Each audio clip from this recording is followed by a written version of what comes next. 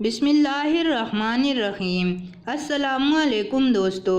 سیدہ حضرت be be Fatima الزہرا رضی اللہ تعالی عنہ کی ولادت بعثت نبوی صلی اللہ علیہ وآلہ وسلم سے 5 سال قبل 20 جمادی الثانی کو مکہ مکرمہ میں ہوئی۔ اس وقت حضور صلی اللہ علیہ وآلہ وسلم کی عمر مبارک 35 سال تھی، اور یہ وہ وقت تھا جب خانہ کعبہ کی تعمیر ہو رہی تھی اور حجر اسود کا معاملہ پیش آ گیا۔ نبی اکرم صلی اللہ علیہ وآلہ وسلم نے اس معاملے کو اپنی کمال ذہانت، بصیرت اور حکمت عملی سے اتنے احسن طریقے سے حل فرمایا کہ جنگ کا خطرہ ٹل گیا۔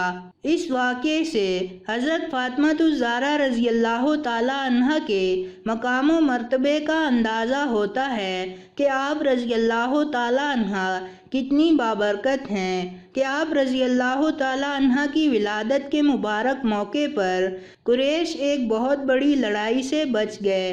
حضرت فاطمہ الزہرا رضی اللہ تعالی عنہ کی آمد نے جہالت اور فرسودہ روایات کی تاریکی کو تنویر سے بدل دیا۔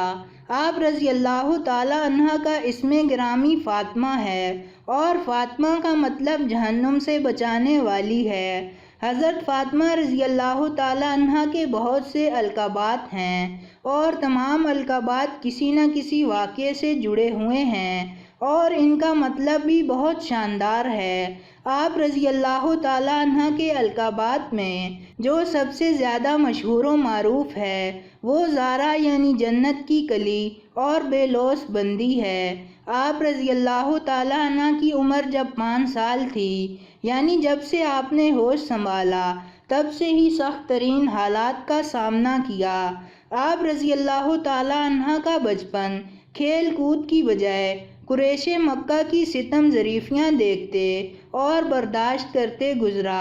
امام جلال الدین سیوطی رحمۃ اللہ علیہ نے حضرت عبداللہ بن مسعود رضی اللہ تعالیٰ عنہ سے روایت نقل کی ہے کہ بعثت کے ابتدائی زمانے میں سیدہ فاطمہ رضی اللہ تعالیٰ عنہ کو ابو جہل نے کسی بات پر تھپڑ مار دیا۔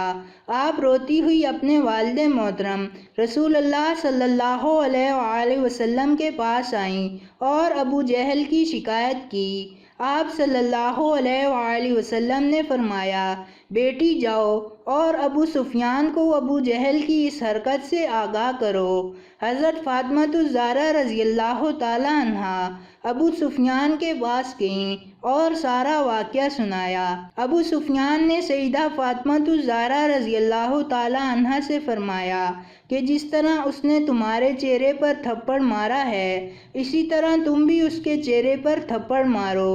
چنانچہ سیدہ فاطمہ رضی اللہ تعالی عنہ نے ابو جہل کے منہ پر تھپڑ مارا، اور پھر گھر جا کر یہ بات حضور اکرم صلی اللہ علیہ وآلہ وسلم کو بتائی۔ آپ صلی اللہ علیہ وآلہ وسلم نے دعا فرمائی کہ اے اللہ، ابو سفیان کے اس سلوک کو نہ بھولنا۔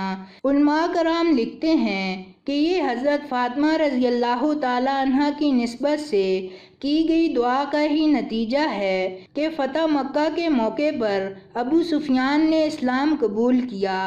تو دوستو، یہ تھی ہماری آج کی ویڈیو۔ پسند آنے کی صورت میں لائک کریں اور اپنے دوستوں کے ساتھ شیئر کریں، اور مزید ایسی ویڈیوز دیکھنے کے لیے ہمارا چینل سبسکرائب کرتے ہوئے ساتھ موجود گھنٹی کا بٹن بھی دبا دیں۔ شکریہ۔